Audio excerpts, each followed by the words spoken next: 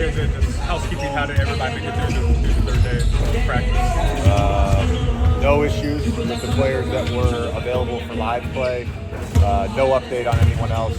Cam continues to participate in everything except live action. What's the plan for tomorrow with LeBron and AD? Still talking through it. They're gonna play this weekend, but we're still talking through what minutes and rotations look like for everybody. When you say they're gonna play this weekend, you're not gonna tell me, but you one of the two games, play both to some degree. Still deciding on that. I mean, we're trying to figure out, and we have a general idea of what that looks like for all of preseason, but just trying to figure out what makes the most sense. Our framework for a plan is based in real time, based on how these guys feel. We had, I lived this as a player. You can have a 3.5-hour practice where you're standing around for 45 minutes and people are talking and teaching, and we didn't do that the first 2 days. 2 hours and 5 minutes with 2 water breaks. Today was 60 minutes with no water breaks. One thing to the next. So we got to see how they feel, and we'll adjust accordingly. And when it's appropriate, we'll let you guys know. What are the challenges as you're trying to install new systems? There's obviously, you want to see your groups together the way that they're going to play in the regular season, but at the same time, you have to be cognizant of the fact that, LeBron's going to be forward, that AD is going to be forward, that they have all these. How do you balance kind of wanting to do install and get all the content on the floor with, obviously, the caution that's required for preseason events? Yeah.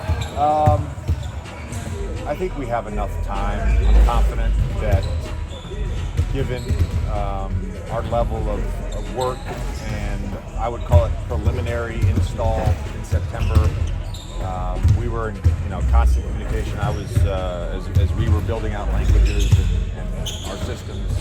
I would update those guys every 10 days or so with an updated PDF of all the stuff. If they had any questions, we talked about it. You're getting a check on read messages on those in September? Yeah, they downloaded it. No, I know that they looked at it because they asked me questions about it. Yeah. I think for all our guys, that has not been a concern, to be honest with you, because we're being very deliberate with installs. To me, the bigger, not a concern, the bigger point of emphasis is just being really attentive to the details in everything that we're doing. Whether that's a pick and roll strategy, our body positioning on off-ball splits, the timing of thing on offense, our positioning on offense, all of those things, getting our screening angles right. That's more the concern than trying to install an entire system in 3 weeks. Is that stuff born out of repetition, or is that born out of focus? Everybody learns differently. I think you have to look at it through a group lens, and then you have to look at it through an individual lens. And so for people on our team that need work on certain things, we just incorporate that into their play routines. You've been familiar with Anthony Davis for a long time, obviously, but has anything stood out just being this close, on a daily basis now about his game, just him as a guy? Yeah, he stands out. I think just the presence on both ends of the floor. He's been a willing participant in three-point shooting in live action, which I've been happy with. But no, everything he does on the basketball court is at an elite level, and it's exciting for us to see some of the things that we envisioned and that we talked about for the last 3 months come to fruition in camp in live play. That's been really fun. JJ, has there been any unexpected challenges or kind of adjustments that you've had to make with given this new position?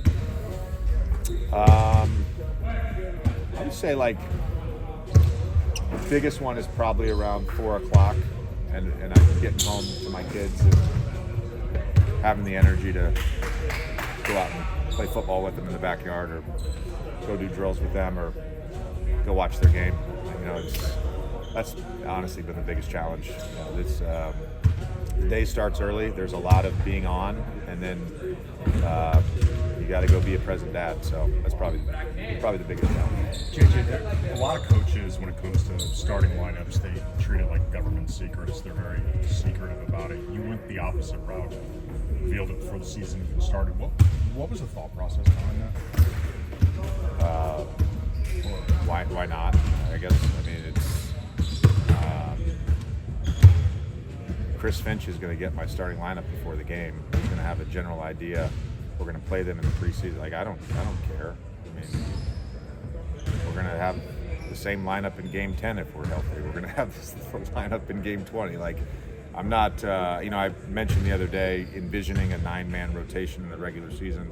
I hope you guys know this. Like I'm open-minded to everything, and I think one of the greatest things that I learned from all the coaches that I played for that I really appreciated, particularly Coach K, is you always have to be adaptable as a player, as a coach.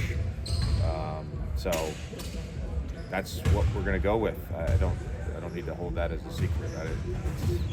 It's not a big deal. It's just unusual. A lot of coaches go the opposite route, so I was just curious if there was a philosophy. The other thing is just creating clarity for the players. I mean, that's something that I know I valued as a player. Gabe, Vincent went from a finals run with Miami, signs the biggest contract of his life by far, and then going to like 10 games or so last year.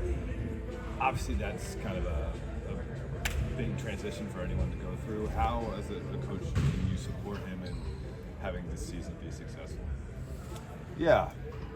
Well, first of all, the communication level regarding his health, I think is where it starts. I'm not going to ask him to do anything